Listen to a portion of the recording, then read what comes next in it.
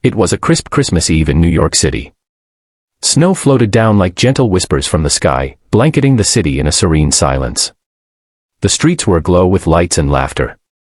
Families bustled with last-minute gifts, couples clutched each other's arms tightly, children squealed at the sight of Santa displays in the department store windows. But in the corner of a lavish five-star hotel's restaurant, behind a tall frosted window, sat a man who looked completely out of place, Alexander Kane, CEO of one of the largest tech companies in the world. His tailored coat, diamond-studded cufflinks, and signature luxury watch gleamed in the candlelight, yet his eyes were tired, sunken, and filled with something money could never buy, emptiness. He stared blankly at the untouched glass of wine before him. His phone buzzed.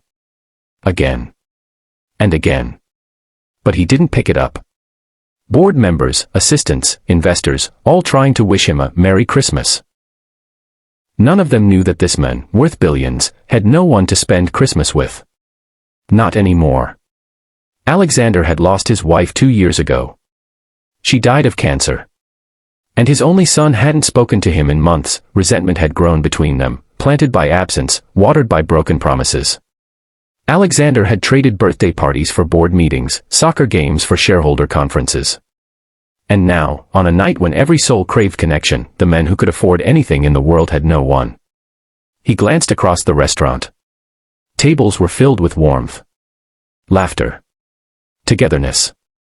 A little girl in a red velvet coat with braided hair skipped toward a corner with her mother and baby brother, giggling as she held a gift-wrapped box. Then suddenly, as if sensing something, she turned and locked eyes with Alexander. The innocence in her gaze pierced right through his armored heart. He looked away. But the girl walked over.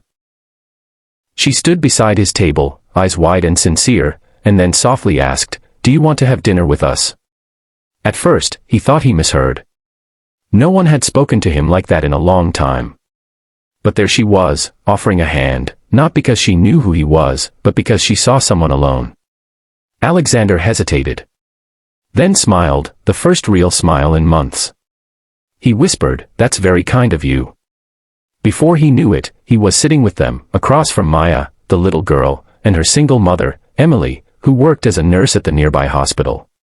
They didn't ask about his status. They didn't care what company he ran. They just talked. About snowmen. About cookies. About Maya's love for art. For a moment, Alexander wasn't a CEO. He was just human again. And when the waitress brought an extra chair and Emily handed him a warm plate of homemade cookies she'd brought for dessert, something inside him broke. But not in pain, in peace. He felt it. Family. Kindness. Christmas. That night would change everything. White heavy checkmark Chapter 2, The Dinner That Changed a Billionaire. Alexander stayed at their table long after dessert. They didn't rush him. Maya leaned against him and showed him the reindeer she had drawn with crayon. Emily poured hot chocolate from her thermos, apologizing for its messiness, but he swore it was the best thing he had tasted in years. The CEO, who normally dined with prime ministers and billionaires, was now wiping chocolate from his chin because a 7-year-old made him laugh so hard, he choked. He hadn't felt like this in forever. As they left the restaurant, Maya pulled him down to whisper, "Mister, if you're lonely tomorrow, we're going to make gingerbread houses in the afternoon." He chuckled, eyes moist. "I'd love that." And he meant it. For the first time, he wanted to be somewhere that wasn't a meeting room or private jet. Back at his penthouse, surrounded by cold marble and glass, he looked around and realized, he had everything, yet nothing. So he took action. The next morning, Alexander drove himself to a modest townhouse in Brooklyn, holding a small bag of gifts he had bought that morning. He had never been more nervous. But as soon as the door opened and Maya squealed, "You came," everything melted. That afternoon, the billionaire helped decorate cookies, glue gumdrops onto crooked gingerbread roofs, and even wore a ridiculous Santa hat Maya made from paper. Emily watched him, smiling, this mysterious, kind man who had once seemed so untouchable, now looking like someone reborn. Over the next few months, Alexander kept visiting. Quietly. Humbly. He helped Emily fix her leaky sink, attended Maya's school play, and even helped her apply for a small business grant, something she had always dreamed of. He never told them how powerful he was.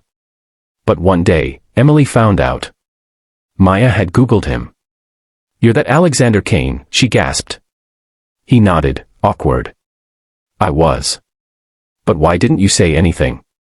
Emily asked. "Because.